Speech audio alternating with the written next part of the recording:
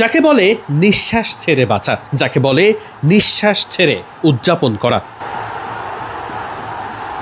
যেন আরেকটু হলেই দমটা বন্ধ হবার দায়। ব্রাজিল কোথা থেকে ম্যাচটা জিতল, উদযাপনটাই এমন হওয়াটাই খুব স্বাভাবিক।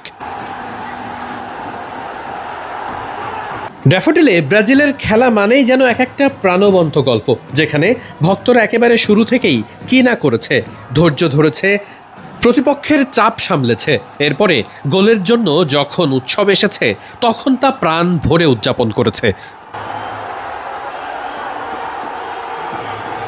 ড্যাফোডিলে আজকে একটু ভিন্ন চিত্রই ছিল। ব্রাজিলের যেমন অসংখ্য দর্শক ছিল, ঠিক একই রকম ব্রাজিলের বিপক্ষ দল জাপানের পক্ষের সমর্থনটাও ছিল বেশ। মূলত আর্জেন্টাইন সমর্থকরাই জাপানের সমর্থন নিয়েছে সেখানে, শুধু সেখানেই থামেনি।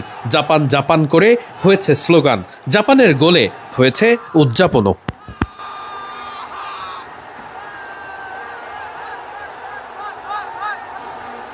এই দৃশ্য দেখলে যে কেউ বলবে খেলা যেন হচ্ছে জাপানে বা জাপানের সমর্থিত কোথাও, কিন্তু না, ব্রাজিলের বিপক্ষে দাঁড়িয়ে গিয়েছিল আর্জেন্টাইন ভক্তরা। নেইমারের বন্ধু আজও ভিডিও কলে যোগ দিয়েছিলেন, তবে তিনি যখন যোগ দিয়েছেন তখন ব্রাজিলের ভক্তদের মধ্যে একরাশ ভয় ঢুকে গেছে, কারণ মধ্যাহ্নবিরতির ওই সময়টাতে জাপান তখন 1-0 গোলে এগিয়েছিল। তাই খুব স্বাভাবিকভাবেই ততটা উৎসব মুখর পরিবেশ দেখা যায়নি। তারপরেও তারা জায়গাটাকে প্রাণবন্ত রেখেছে, ধৈর্য রেখেছে। পুরো মঞ্চ থেকে শুরু করে সামনের যত দূর চোখ যাবে যেন মানুষ আর মানুষ, কখনো জাপান কখনো ব্রাজিল।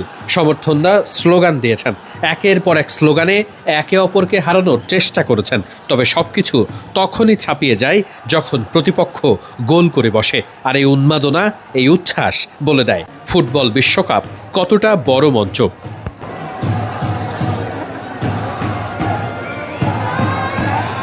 আপাতত ব্রাজিল রাউন্ড অফ 16-এ, সেখানে ব্রাজিলের প্রতিপক্ষ কারা হবে সেই সমীকরণ মেটানো যাবে পরে। তবে আপাতত জাপান অধ্যায় বেশ ভালো মতোই উত্তরে গেছে ব্রাজিল। তবে সেখানে ছিলেন না নেইমার। নেইমার কেন ছিলেন না সেই উত্তরের নিশ্চয়ই অপেক্ষায় সকলে। নেইমার কি ট্যাকটিক্যালি প্ল্যানের বাইরে ছিলেন, নাকি নেইমার আবারও ইনজুরির কারণে বেশ সমস্যায় ভুগছেন? সব কিছু নিয়ে প্রশ্নের উত্তর আছে, সেসব কিছু জানা যাবে পোস্ট ম্যাচ কনফারেন্সে।